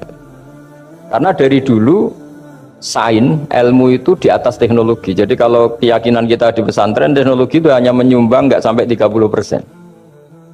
Jadi orang bisa menemukan pesawat misalnya itu karena melempar batu, kalau masih ada tekanan batu itu tidak akan jatuh. Padahal batu itu tidak ada mesinnya, asal ada tekanan dia tidak jatuh. Terus dihitung kecepatan berapa yang menjamin sesuatu itu tidak jatuh. Hanya ditemukan pesawat meskipun mau landing harus tetap banter, karena kalau tidak banter jatuh. Itu dihitung, artinya dari sains dulu baru ditemukan teknologinya untuk gimana supaya tetap kecepatan sekian itu ketika mau landing. Nggak boleh pesawat direm, kalau direm ya jatuh, karena tadi seperti batu dilempar dia nggak jatuh ya kalau masih ada tekanan. Sehingga instrumen itu ditemukan juga di bab tauhid. Saya punya kitab namanya Hasyiatut Turmusi, dikarang ulama top Indonesia namanya Syekh Mahfud At-Turmusi. Itu beliau cerita Imam Al-Amudi itu ulama top, tapi dia itu unik, tiap ngajar santrinya itu ngajar matematika, ngajar ilmu eksak. Terus ditanya, sampai muridnya itu ragu, ini guruku masuk surga enggak, ini kiai kok hanya ngajar matematika. Ya kira-kira ngajar, ya seperti mahasiswa jenengan kan, ini rektor masuk surga enggak, ngomong teknik terus gitu loh. Tapi Gurunya kayaknya nggak terima, disuudoni santrinya tuh nggak terima karena beliau seorang wali. Murid-muridnya tuh bermimpi. Ini penting saya ceritakan, mungkin agak aneh di dunia kampus ya, di bab ini. Kalau dalam teori kita, Pak On itu, mimpi sama nyata, melihat itu otoritatif mimpi. Ini yang agak aneh di ilmu pesantren. Jadi melihat jenengan langsung dengan mimpi itu otoritatif mimpi. Karena mimpi, ru'yal mukmin dijamin oleh Rasulullah sama dengan 46 juz'un minan nubuwah. Jadi persennya itu besar sekali, 46% dari juz'un minan nubuwah, otoritatifnya. Nah tentu tidur yang benar. Logikanya gini, kata-kata kitab-kitab menjelaskan. Orang kalau melihat langsung itu pasti terpengaruhi oleh cinta atau tidak cinta, senang atau tidak senang, sedang butuh apa enggak. Jadi kalau saya sedang butuh dengan Pak Rektor itu melihatnya dengan penuh harapan. Jadi kalau saya sakit mau mati itu senang lihat dokter karena ini harapan, Rektor nggak ngefek gitu kan gitu. Tapi kalau saya politikus ngelihat ketua partai itu lebih respect ketimbang melihat dokter kan. Jadi gara-gara banyak kepentingan ini melihat itu nggak pernah jujur gitu. Nggak pernah jujur. Jadi kebodohan manusia justru karena melihat itu kalau dalam teori kitab. Makanya kalau dalam teori pesantren itu kebalik, anna sunyamun wa idza matu intabahu. Manusia itu hakikatnya tidur, baru setelah mati bangun. Misalnya kita di dunia nganggap uang itu penting, harta itu penting, jabatan penting. Setelah kita mati ternyata yang paling penting itu hanya sujud. Karena kamu itu kenangan ketemu Allah terbaik itu sujud. Yang kita anggap penting di dunia semuanya tidak penting. Yang kita anggap sepele kayak sholat ternyata itu super penting. Tapi sadar itu nunggu nanti di akhirat. Ya, saya ini termasuk syukur yang sadar sebelum sampai akhirat. Jadi termasuk orang yang beruntung gitu. Nah, kenapa mimpi itu begitu penting? Karena tadi ketika orang tidur itu off semua, sistem sarafnya, sistem apanya. Yang ada hanya pengendalian Tuhan. Karena dia tidak bisa mengendalikan dirinya sendiri. Apalagi kalau tidurnya benar ya tentu pakai wudhu, terus pakai doa-doa, terus menghadap kayak mayit itulah, standar mayit itu menghadap ke kiblat kayak posisi mayit itu. Sehingga dia ada intervensi pada dirinya sendiri, ya tidak punya keinginan dari dirinya sendiri. Kamu kan nggak bisa ingin, wah tidur ingin ketemu wanita cantik kan tidak bisa nentukan gitu. Akhirnya ya benar-benar hanya milik Allah. Apalagi kalau kita bacanya benar, terus pikirannya benar. Makanya uniknya dalam Islam adalah doa mau tidur dengan wiridan setelah sholat itu ajarannya Nabi banyak mau tidur. Wiridan subhanallah 33, alhamdulillah 33, Akbar 33 dan disempurnakan seterusnya itu ijazah Nabi kepada Sayyidah Fatimah itu untuk mau apa? Tidur. Bismika wada'tu jambi wa bismika arfa'u, sampai doanya panjang. Allahumma aljatu zuhri ilaika, panjang sekali doa mau tidur. Saya yakin jenengan ndak hafal dan ndak. Paling ya bismika wada'tu jambi apa? Bismika Allahumma ahyawamu. Itu sebagian ustadz bilang itu doa ngaji katanya. Ada seorang ustadz saking mangkelnya, ibu sudah baca doa ngaji belum? Tak juarai bismika Allahumma ahya bismika wa'amu. Wah itu kan doa mau tidur Pak Ustadz. Iya biasanya kalau ngaji tidur. Jadi doa itu kalau itu doa mau.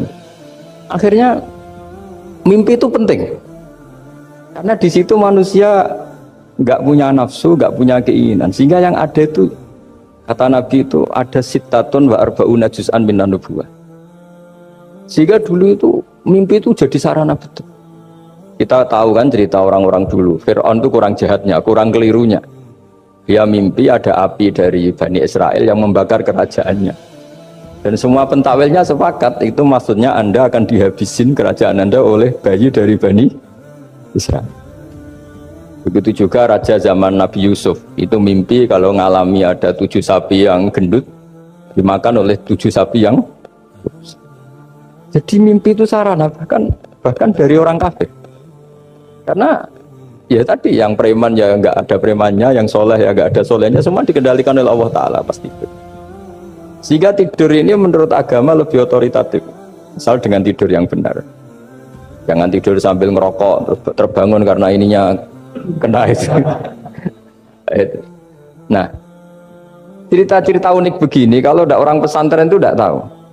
Karena ini memang khas pembalikan satu fakta yang diyakini orang banyak. Sehingga ulama dulu itu cerita, ini saya teruskan. Imam Amudi itu akhirnya murid-muridnya mimpi. Mimpi di situ tanya, Pak Ustadz, Anda masuk surga enggak ketika hidupnya hanya nerangkan matematika? Oh iya, saya bahkan enggak sekedar di surga. Malaikat dikumpulin Allah untuk mendengarkan presentasi saya ngajar matematika. Jadi kata dia cerita, Allah bilang gini ke malaikat, hei para malaikatku, kenapa kamu iman sama saya? Ya karena saya melihat engkau ya Allah, melihat kekuasaan engkau. Tapi imannya orang ini itu melebihi iman kamu. Wah ya tidak bisa, saya melihat engkau langsung, ini tidak melihat engkau langsung. Kenapa begitu yakin seperti yakin kita? Oh iya. Terus Imam Mahmudi, silahkan ajari matematika. Mahmudi mulai ngajari matematika. Terus beliau ngajari ya sederhana. Angka 2, 3 sampai ribuan sampai jutaan itu binisbat ilal wahid nisbatun wahidah, yaitu nisbatul far'i ilal asli. Hanya ngajar itu dok. Dunia ini apapun banyaknya variannya, apapun banyak makhluknya, itu semuanya adalah nisbatul far'i ilal asli. Angka 2 ya cabangnya 1, 1 juta ya cabangnya 1, semua itu dimulai dari 1. Jadi di mana-mana hitungan itu dimulai dari 1. Dan 1 ini harus ada, yaitu Tuhan. Matematika akhirnya malaikat, keren juga maksudnya. Keren juga maksudnya. Akhirnya Allah bilang, dan itu didawuhkan juga oleh Rasulullah SAW, tuba liman amana bi walam yaroni. Yang hebat itu imannya orang yang enggak melihat saya. Makanya masyhur itu, malaikat ditanya Allah, siapa imannya yang paling kuat? Ya kita, karena melihat engkau langsung ya Allah. Para nabi. Terus, tapi yang dari sekian pertanyaan itu jawab sama, yang paling ajaib adalah umat-umat Muhammad di akhir zaman, enggak menangi nabinya, juga enggak pernah lihat surga neraka, tapi iman sama saya. Dan mereka punya cara untuk imannya ini berkualitas sama dengan kamu para malaikat. Ya, di antaranya dengan cara logika tadi yang saya utarakan tadi. Am khuliqu min ghairi syai'in am humul khaliqun. Kalau alam raya ini wujud, maka penyebabnya harus sesuatu yang wujud. Masa sesuatu yang enggak wujud menyebabkan yang wujud? Kalau angka 10 ada, 1 juta ada, pasti dimulai angka 1. Makanya nisbatus naini wal arba'ah ila ma la nihayatalaha, itu semuanya nisbatul far'i ilal asli. Semua angka berapapun jumlahnya itu binisbat ilal wahid adalah nisbatul far'i ilal asli. Itu cara-cara, makanya tadi kajian ilmu itu tidak ada habis-habis. Makanya perasaan saya itu kemungkinan orang Islam jadi ateis itu kecil Pak Fathul Wahid. Saya punya kitab, ini saya ulang lagi, kitab calon wali. Kenapa saya sering cerita wali? Kalau di kampus itu kan orang inginnya ya jadi dekan, jadi rektor atau jadi menteri lah kira-kira gitu. Kalau di pesantren orang itu cita-citanya satu, ingin jadi wali. Ya, supaya majelis ini barokah, saya tidak perlu cerita dunia kampus. Kalau ceritakan corong Jawa nguyai segoro lah. Bongso keinginan gitu kan tidak selera saya, juga ada dunia saya. Supaya sampai dapat ilmu ya saya cerita dunia. Itu kitab, saya punya kitab calon wali lah kira-kira, atau wali sudah wali top. Namanya kitab Tasbitul Fuad, karangannya Sayyid Abdul Haddad. Itu beliau cerita, di antara ceritanya itu unik. Kata beliau begini, saya itu tidak khawatir orang Islam jadi murtad, apalagi jadi ateis. Karena kalimat la ilaha illallah itu sahlatun qoribah, kalimat yang mudah sekali.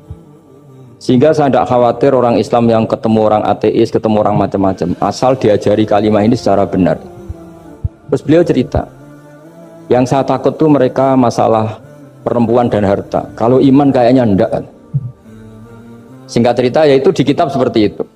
Singkat cerita, saya ketemu banyak orang yang kuliah di McGill atau kuliah di Amerika, di Jerman, mungkin di Norwegia, di mana-mana, di Australia, dan ketemu teman-teman yang di Korea Selatan juga. Mereka itu orang kebanyakan yang nyuwun sewu gak keluarga kiai, tapi mereka nggak ada yang nggak tetap iman. Ketika saya tanya, kenapa Anda tetap iman? Padahal ada beberapa negara yang lebih stabil, lebih makmur dibanding negara yang mengklaim sebagai negara Islam. Itu cara berpikir ya sederhana. Enggak lah Gus, kayaknya kok Tuhan kok ada tanggal lahirnya? Enggak lah, kayaknya yang namanya Tuhan tuh ya awal lah. Masa pencipta langit bumi dituhani orang yang lahirnya di bumi? Kayak enggak lah kayaknya. Jadi ya berpikir sederhana. Padahal ya kurang ajarnya Masya Allah. Anak ini ya dugem ya macam-macam, tapi kalau ditanya disuruh yang lain nggak mau dia. Enggak lah, kayak yang benar tetap Islam. Karena kalimat ini, yaitu tadi eksistensi Tuhan, tadi eksistensi Allah itu, la ilaha illallah itu kalimatun sahlah, kalimatun qoribah, kalimah yang begitu mudah difahami. Kenapa mudah difahami? Misalnya kita ngaji, Tuhan itu siapa? Yang menciptakan langit dan bumi. Dengan misalnya perbandingan Tuhan itu siapa? Yang lahir di bumi tahun sekian. Enak mana cara kita menerima itu? Kan keren yang menciptakan langit dan bumi. Tuhan itu siapa? Yang ada sebelum langit dan bumi. Dengan misalnya Tuhan adalah yang lahir di bumi. Keren mana? Nah, bayangkan kalau kita punya Tuhan Fir'aun. Sudah mati jadi tontonan kan, terus gak keren maksudnya punya Tuhan kok seperti itu. Nah ini yang katanya Syekh Abdul Haddad, kalimat ini sahlatun qaribah.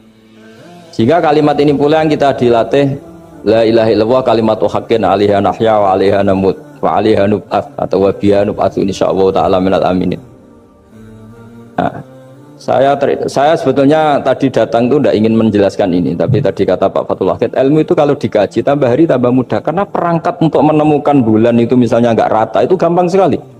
Pakai teori pemandangan ya bisa, pakai teori gambar juga bisa. Kalau teori pemandangan tadi, kalau kita bisa melihat mobil 2 meter masih kelihatan 2 meter, itu dengan jarak berapa masih orisinil seperti itu. Tambah jauh, tambah tidak kelihatan, tambah jauh, tambah. Nah ternyata setelah 5 kilo misalnya tidak kelihatan, berarti untuk jumlah 2 meter hilang per 5 kilo. Nah berarti kalau bulan masih kelihatan segitu, berarti jarak kita dan bulan kira-kira sekian ribu kilo. Itu bisa dihitung, itu tambah teknologi. Makanya sebetulnya teknologi itu nyumbang itu nggak sampai 30%. Yang paling banyak ya sains tadi, pengetahuan itu yang tadi orang menemukan pesawat, itu kontribusi terbesar tetap pengetahuan. Misalnya pesawat dari bahan ini kalau kecepatan sekian kena angin pecah enggak? Pengetahuan yang menopang itu. Teknologi kan paling mengantar supaya pesawat kecepatan sekian didorong mesin sekian dengan apa begitu. Nah, pesantren seperti kita ya, saya ini dididik Mbah Mun, dididik bapak saya, buyut-buyut saya, kiai. Itu sekali alim, yang alim betulan, itu ya alim betul. Ya karena memang yang repot nih yang agak-agak dukun itu ya ribet itu. Penting rambutnya gondrong, terus terkenal gak pernah mandi, terus nanti ada orang tertentu tertarik minta doa. Ini yang ribet ini, susah ini sertifikasinya susah ini karena. Tapi kalau kita ini di pesantren yang coro sertifikasinya jelas. Jadi berani jadi Gus harus bisa baca Mu'in gitu, berani jadi Kiai harus bisa baca Wahab. Aturan mainnya jelas kalau di ini. Yang repot tuh yang sebagian itu aturan mainnya tidak jelas. Terus promosinya itu pernah datangi menteri loh, pernah datangi, wah ya ribet kalau ukuran keren tuh didatangi apa? Menteri atau pejabat. Saya teruskan ya, karena ilmu itu harus menyelamatkan kita sampai di depan Allah Subhanahu wa Ta'ala. Ketika kita menyifati Allah itu az-zahir, zat yang begitu jelas. Itu kalau kita kan kok begitu jelas padahal nggak bisa dilihat, terus kita sendiri tidak pernah melihat. Tapi eksistensi Tuhan sebagai Tuhan, yaitu al-wajibil wujud, itu jelas sekali karena nggak mungkin suatu yang wujud diciptakan oleh yang tidak wujud. Kenapa harus awal? Masa pencipta datangnya terlambat? Terus juga harus bako itu abadi atau al-akhir kalau dalam bahasa Quran. Masa zat yang superior kemudian kalah sama yang diciptakan? Berarti nanti ada kekuatan besar yang mengalahkan Tuhan. Ya kan ya aneh, kekuatan ini dalam kendalinya kemudian Allah kalah kan tidak mungkin. Makanya disebut al-akhir. Allah pasti tidak ada yang mengalahkan. Terus diantaranya lagi disebut qiyamuhu binafsihi. Kalau dalam bahasa Quran disebut al-qayyum, zat yang berdiri sendiri. Gak boleh Tuhan butuh yang lain. Kalau butuh yang lain berarti bergantung pada yang lain. Dan nggak usah jadi Tuhan lah kalau masih butuh yang lain. Sehingga karena kekuatan ini, saya ulang lagi, karena kekuatan ini, ketika anak-anak mahasiswa kuliah di Jerman atau di Swiss, di negara-negara yang lebih bahagia ketimbang negara yang mayoritas Muslim, itu mungkin mereka tertarik sama sistem negara itu karena ada jaminan sosial ini. Tapi nggak pernah tertarik sama Tuhannya negara itu, karena dihitung-hitung tadi Tuhannya mesti keren kita gitu. Jadi, nah ini cerita ke saya Abdul Haddad, kata saya Abdul Haddad, kamu udah usah khawatir lah umat Islam murtad atau jadi ateis gitu, karena penjelasan tauhid Islam itu begitu jelas. Jadi by design manusia itu pasti nerima tauhid kira-kira gitu. Jadi ini pentingnya adz-dzahir. Jadi Allah itu begitu apa? Jelas. Tapi Allah juga mensifati dirinya al-batin. Nah, al-batin itu gak mudah dikenali. Kenapa? Karena tubuh kita desainnya ini profan, tubuh kita tidak sempurna, rentan. Nah, tentu sesuatu yang nggak sempurna ini tidak bisa melihat zat yang super apa? Sempurna. Kita bisa rusak sementara Allah tidak. Nah karena alasannya tubuh kita ini didesain untuk rusak, maka di surga itu keyakinan para ulama orang bisa melihat Allah karena desain tubuhnya sudah dirubah dari desain profan menjadi keabadian, sehingga di sini saya akan melihat. Itu pun tetap min ghairi kaifin walan hisorin, tetap ya bisa melihat, tapi corong Jawa itu keceluk melihat tapi tidak sampai paham. Karena bagaimanapun Allah itu la tudrikul absar wa huwa yudrikul absar. Bagaimanapun Allah itu laisa kamitslihi syai'un, tidak ada padanannya. Jadi makanya Allah punya sisi az-zahir bisa dikenali sekali. Kenapa? Ya tadi nisbatus naini wal arba'ah ila ma la nihayata laha itu nisbatul far'i ilal asl. Saya punya kitab Pak Fathul Wahid, diajar Mbah Mun dulu, kitab Al-Husunul Hamidiyah. Itu yang ngarang itu ya kayak kelihatan ngawur, tapi ngawurnya orang alim. Jadi di situ ada gambar, gambarnya itu nggak jelas. Mungkin pengarangnya juga nggak bisa gambar kayaknya. Wah bulat, benang bulat ada, gambar gunung ada, gambar yang tambah ngawur ya banyak sekali. Gambarnya itu nggak ada yang jelas. Tapi dari nggak jelas itu beliau bilang gini, gambar yang bulat ini, yang nggak jelas ini, tetap kamu punya rumus kan? Itu dimulai dari satu titik. Mau gambar gedung tingkat 5, mau gambar hutan ada harimaunya, tetap dimulai dari satu titik. Ya alam raya ya seperti itu, mau ada Mars, cek mau ada Jupiter, kayak tetap dimulai dari situ titik. Nah, ini namanya nuqtatul wujud, titik kewujudan, yaitu Allah Subhanahu wa Ta'ala. Sehingga ketika kita ngaji, ketika di pesantren dulu, penjelasannya adalah Al-Quran maknanya dipadatkan di Fatihah, Fatihah dipadatkan di Bismillah, katanya Bismillah dipadatkan di titiknya ba. Nah titik ba ini dianggap titik awal wujud, bi kana makana wa bi yakunu mayakun. Kira-kira Allah mentitahkan karena saya semuanya yang ada, dan karena saya yang mau ada bisa saya adakan. Nah, itu sirinya lah. Jadi menerangkan tauhid itu pakai gambar. Gambarnya keliru sekali lah kalau dalam orang seni mesti melihat nggak seni itu. Karena dia nggak butuh gambarnya, butuh mau menjelaskan buat dunia sebanyak ini, buat alam raya sebanyak ini tetap dimulai dari satu titik. Nah, sehingga di sini ada tauhid qul huwallahu ahad, Allahus samad, seterusnya. Nah, saya mohon lewat penjelasan ini ya, baik orang yang ahli teknik maupun ahli medis, ahli apa saja, tolong latihlah memberi penjelasan yang mudah sehingga agama ini mudah dicerna. Sehingga kalau ini dijelaskan cara mudah beragama itu jadi gampang. Makanya ciri utama agamanya orang-orang baik itu satu, man radiya billahi robba. Radiya itu seneng banget. Kenapa seneng banget? Karena memang agama ini nyaman, indah. Jadi datang dengan kebenaran yang mudah dicerna. Coba kalau agama ini datang dengan cara misalnya gini, kamu harus menuhankan ini, dan kita tahu itu lahirnya di bumi, kan ada yang ganjel. Tuhan sama buminya dulu, buminya ini gimana ini? Kan pusing. Bu Anda profesor nggak bisa jawab itu. Tapi kalau Tuhan itu adalah yang ada sebelum langit dan bumi, kan ya iyalah, masa Tuhan terlambat datangnya, kan terus enak itu menerimanya itu. Makanya diantara kekalahan Fir'aun berdebat, ya Nabi Musa ya Nabi lah, juga proses ya. Nabi Musa ketika ditanya Fir'aun, wa ma rabbul alamin, Tuhan kamu itu siapa? Jawabnya Nabi Musa, rabbus samawati wal ardi, yang menuhani langit dan bumi. Itu Fir'aun masih bisa ngeles. Saya jalan-jalan kemana-mana, yang dituhankan saya, berarti yang Tuhan ya saya dong. Ma'alim tulakum min ilahin apa? Ghairi, kata. Soal Tuhan kamu di langit, begini kata Fir'aun. Haman dipanggil, Haman bikinkan piramida yang paling tinggi, saya ingin melihat Tuhannya Musa. Musa bingung kan? Padahal kalau naik piramida nanti Fir'aun pun tidak bisa melihat Allah kan? Wong yang Nabi yang kiai aja gak bisa melihat, apalagi Fir'aun. Padahal celakanya ketika dia tidak melihat Allah, dia akan mengatakan Allah itu tidak ada, ribet kan? Itu penjelasan tentang Tuhan ini sebetulnya sudah absolut lah. Rabbus samawati wal ardi, Tuhannya langit dan bumi. Tapi itu nggak ngefek, di perdebatan nggak ngefek. Yang ngefek adalah ketika Musa bilang gini, Rabbukum wa rabbu abaikumul awwalin, sing nuhani buyutem. Wah kaget pengawal-pengawalnya langsung do iman meskipun secara siron, secara rahasia. Iya, nah Quran pangeran berarti buyutnya rada pangeran. Kan pangerannya putu nih, berarti buyutnya wah ribet kan? Ya kalau Fir'aun Tuhan, bapaknya tambah Tuhan kan, mbahnya, buyutnya. Akhirnya kata pengawal Quran, geblek tenan Fir'aun. Artinya apa? Kadang argumentasi yang sudah benar yaitu Tuhannya langit dan bumi kan ya benar lah. Tapi itu tidak ngefek di perdebatan tidak ngefek. Yang ngefek adalah ketika Rabbukum wa Rabbu abaikumul awwalin. Yang nuhani nenek moyang kamu. Orang mulai mikir kalau Fir'aun itu Tuhan. Lalu nenek moyangnya Tuhannya siapa? Jadi ini seninya, makanya diantara syarat Nabi, jadi Nabi itu sidik, amanat, tabligh, faton. Fatonnya itu ada kecerdasan. Dulu Nabi ya sering dibully, jangan kira Nabi itu nggak sering dibully, sering juga Pak Rektor. Jadi ada unta itu kena kudis. Kudis itu ya jenis penyakit menular lah.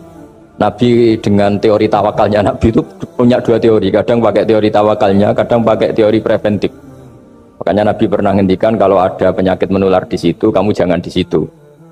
Itu pakai teori preventif. Tapi kadang Nabi pakai teori tawakal. Nabi menghentikan la adwa wala tiarut. Tidak ada penyakit menular. Terus orang-orang yang ya usil lah kira-kira gitu. Ada unta kena kudis dijejerkan yang waras. Ternyata yang waras ikut kudisen lah, ikut sakit. Sebenarnya orang ini, ya Rasulullah ini saya jejerkan ternyata yang nggak tertular jadi tertular. Padahal engkau bilang nggak ada penyakit menular. Nabi jawabnya lucu. Paman a'dal awalah. Kalau yang pertama ini tertular siapa?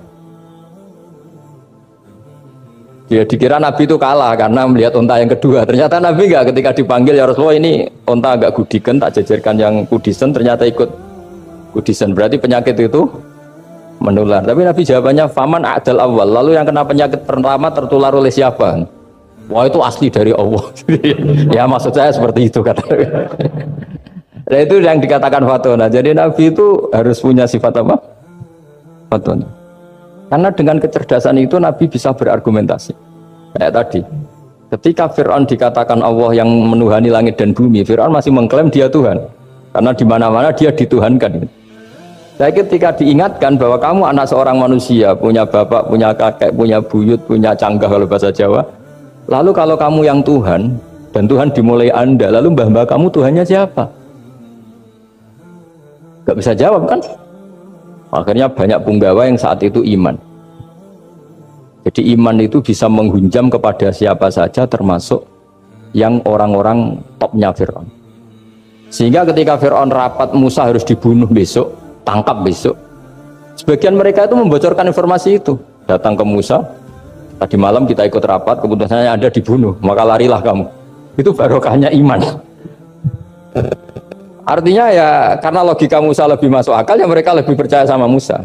Gara-gara profesi ya tetap kerja, dan yang mulai ribet dunia. Mulai ribet. Jadi makanya kamu jangan tanya kaifa hukmul mukmin sing yukhfi imanahu, bagaimana hukumnya orang mukmin yang menyembunyikan imannya demi aman. Ya tidak usah kamu jawab. Kalau kamu jawab boleh ini kok kayak pecundang. Kalau kamu jawab haram, pernah terjadi itu. Wa qala rajulun mu'minum min ali fir'auna yaktumu imana. Ini khazanah ya, jadi saya mohon mengkaji Islam itu harus dengan sisi-sisi yang bisa difahami orang pinter juga orang bodoh. Kata Imam Ghazali banyak itu, karena hadatin itu harus difahami orang pinter juga orang bodoh. Terus contoh yang paling populer tentu sering saya utarakan masalah iddah. Iddahnya orang terceraikan itu 3 kali masa suci. Kalau menurut Abu Hanifah 3 kali masa haid. Orang pinter tahulah kalau perempuan sedang haid, menstruasi pasti sedang tidak hamil. Sehingga kalau dia sudah haid 3 kali ada kepastian tidak hamil. Kalau tidak hamil artinya apa? Nggak ada sperma dari zaut awal, suami pertama yang jadi anak dia. Padahal tujuan iddah adalah nanti kalau di hubungan suami istri sama suami kedua jelas anaknya suami kedua. Tapi kalau andaikan tidak ada iddah kan malam hubungan suami istri, pagi bentrok cerai, terus kawin. Kumpul suami istri lagi terus nanti anaknya itu anaknya siapa? Kan nggak jelas. Kalau sampean bisa klaim lewat DNA juga mungkin secara ilmu objektif Pak Rektor. Masalahnya juga bisa disuap kan? Saya sering dibantah orang-orang itu. Wah Gus DNA itu otoritatif karena gini-gini nggak mungkin, bohong kamu. Ya DNA-nya nggak bohong, pegawainya bisa disuap kan? Kayak nggak tahu manusia apa nggak tahu Indonesia, nggak tahu terus. Itu yang sensitif itu, yang mulai wilayah sensitif itu. Nggak tahu manusia apa kayak nggak tahu Indonesia. Manusia aja ya sudah. Berarti Anda sangat nasionalis. Jadi ribet kan? Maka dianjurkan ada iddah. Dengan iddah selesai berarti benar-benar perempuan ini baru atur rohmi, rahimnya steril dari unsur mani zaut awal. Dan kalau 3 kali masa suci itu artinya apa? Kira-kira 3 bulan. Kira-kira ya. Wal mutallaqatu yatarabbasna bi anfusina salasata apa? Quru. Pertanyaannya kalau 3 bulan, andai kan tidak pakai teori ilmiah, menstruasi itu sudah teori ilmiah. Ada yang tanya ke saya, Gus kenapa harus sampai 3 kali, padahal menstruasi pertama pasti sudah ada hamil.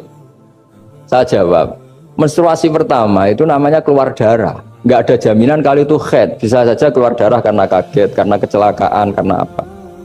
Sehingga kalau misalnya perempuan diceraikan, Gus saya sudah haid. Yang jamin kalau itu haid siapa? Maksudnya keluar darah dengan makna tidak hamil. Bisa saja keluar darah kali ini faktor kaget ya, atau faktor kecelakaan.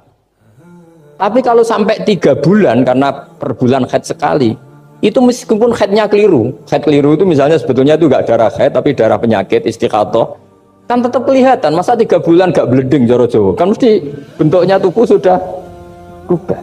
Artinya kata ulama-ulama, agama ini nggak bisa hanya mengacu ilmu. Kalau mengacu ilmu haid sekali sudah cukup. Tapi kenapa harus 3 kali? Karena 3 kali orang awam tahu semua kalau itu sedang hamil atau tidak hamil. 3 bulan dari dicerai kan kelihatan kalau hamil ya, bentuk tubuhnya sudah rubah. Kalau enggak, intinya agama ini harus agama yang mudah difahami orang pinter, juga difahami orang yang tidak. Kayak tadi bulan tadi, saya juga gak kira kalau orang goblok jadi pinter itu. Jadi ini cerita ya. Jadi supaya kita meskipun di lembaga kampus, di lembaga modern, jangan lupa tradisi-tradisi kebodohan ya diabadikan lah kira-kira itu. Karena bodoh itu kadang ya penting. Makanya kalau cerita di dunia wali itu kaca, Anda boleh gak nerima cerita ini, tapi Anda harus percaya kalau kekuasaan Allah itu tidak terbatas. Kenapa orang Madura begitu mencintai kiai? Sebetulnya niatnya ya agak baik, tapi ya baik, nggak baik tapi baik. Ada santri itu Madura, dia saking percaya sama kiai itu ya khidmah, bikin teh, masakan kiai, mijitin kiai, pokoknya waktunya diberikan semua untuk kiai. Dan dia nggak pernah ikut ujian, apalagi ujian kelulusan disertasi dokter nggak pernah. Kalau sekolah nggak pernah ikut ujian. Sudah ya saya ridho jadi orang bodoh, sementing ikut jenengan. Suatu saat orang ini mati, kiainya tuh pusing, waduh mati. Jadi di dalam alam mimpi itu, kamu boleh gak percaya, nggak wajib percaya memang. Ini kan ada akidah, jadi tidak wajib percaya. Ditanya sama malaikat, Marabbuka, Tuhan kamu siapa? Jawabannya lucu, malaikat kamu itu gimana? Di mana-mana tanya sama orang pinter, orang bodoh kok kamu tanya? Pusing kan malaikatnya. Di mana-mana namanya tanya, itu ya sama orang pinter, masa orang bodoh ditanya? Yang bener aja kamu. Makanya bodoh ini ya senjata, makanya ini kita kalau pinter ya alhamdulillah, kalau bodoh ya alhamdulillah. Karena bodoh itu penting. Kalau negara ini tidak makmur, yang disalahkan mesti para rektor. Gunanya apa ada rektor kalau nggak solusi bagi bangsa ini? Orang bodoh pasti nggak disalahkan kan? Nanti kalau ada hisab, kenapa Indonesia carut marut? Yang dipanggil Allah itu menteri, rektor, pasti itu. Apa kontribusi Anda sebagai orang pinter, sebagai profesor, sebagai orang bodoh aman? Santai, nggak kena panggilan kan? Karena Anda harus bertanggung jawab. Akhirnya terus malaikat tanya, lalu yang pinter siapa? Yang di atas itu, kiainya yang nalkin itu, yang di atas itu. Walhasil kiainya itu karena wali itu dengar. Ya wile cung bodoh kok terus nganti wis mati. bodoh kok kamu bawa sampai mati. Jadi kadang orang bodoh itu ya pinter tadi, malaikat tuh kamu itu gimana? Di mana-mana tanya itu ya sama orang pinter. Orang bodoh kok kamu